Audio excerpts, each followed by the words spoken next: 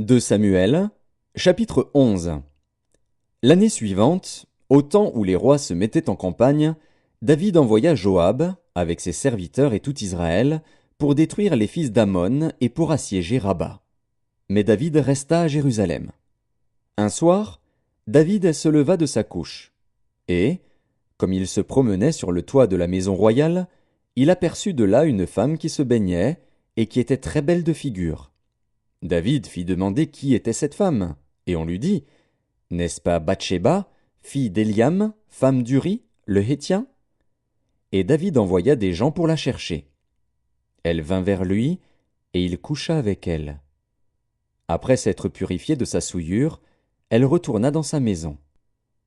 Cette femme devint enceinte, et elle fit dire à David, « Je suis enceinte. » Alors David expédia cet ordre à Joab, « Envoie-moi Uri, le Héthien. » Et Joab envoya Uri à David.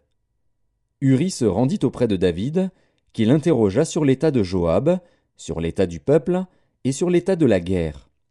Puis David dit à Uri, « Descends dans ta maison et lave tes pieds. » Uri sortit de la maison royale, et il fut suivi d'un présent du roi.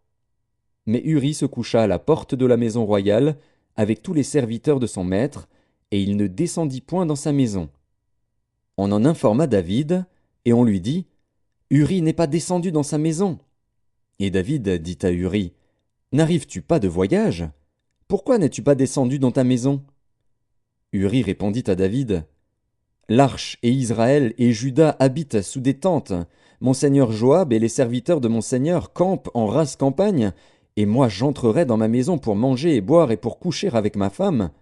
Aussi vrai que tu es vivant et que ton âme est vivante, je ne ferai point cela. » David dit à Uri, « Reste ici encore aujourd'hui, et demain je te renverrai. » Et Uri resta à Jérusalem ce jour-là et le lendemain. David l'invita à manger et à boire en sa présence, et il l'enivra. Et le soir, Uri sortit pour se mettre sur sa couche, avec les serviteurs de son maître, mais il ne descendit point dans sa maison.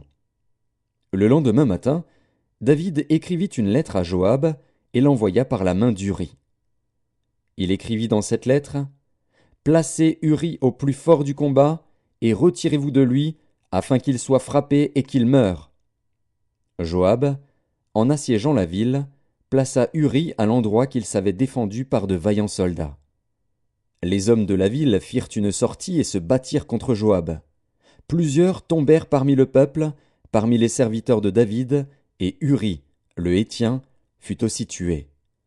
Joab envoya un messager pour faire rapport à David de tout ce qui s'était passé dans le combat.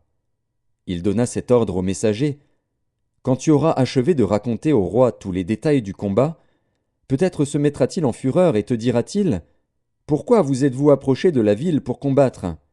Ne savez-vous pas qu'on lance des traits du haut de la muraille? Qui a tué Abimélec, fils de Jérubéchet? N'est-ce pas une femme qui lança sur lui du haut de la muraille un morceau de meule de moulin, et n'en est-il pas mort à Thébets? Pourquoi vous êtes-vous approché de la muraille? Alors tu diras, ton serviteur Uri, le Héthien, est mort aussi. » Le messager partit, et, à son arrivée, il fit rapport à David de tout ce que Joab lui avait ordonné. Le messager dit à David, « Ces gens ont eu sur nous l'avantage. Ils avaient fait une sortie contre nous dans les champs, et nous les avons repoussés jusqu'à l'entrée de la porte. Les archers ont tiré du haut de la muraille sur tes serviteurs, et plusieurs des serviteurs du roi ont été tués, et ton serviteur Uri, le Héthien, est mort aussi. » David dit au messager, « Voici ce que tu diras à Joab. Ne sois point peiné de cette affaire, car l'épée dévore tantôt l'un, tantôt l'autre. Attaque vigoureusement la ville et renverse-la. Et toi, encourage-le. » La femme d'Uri apprit que son mari était mort, et elle pleura son mari. Quand le deuil fut passé, David l'envoya chercher et la recueillit dans sa maison.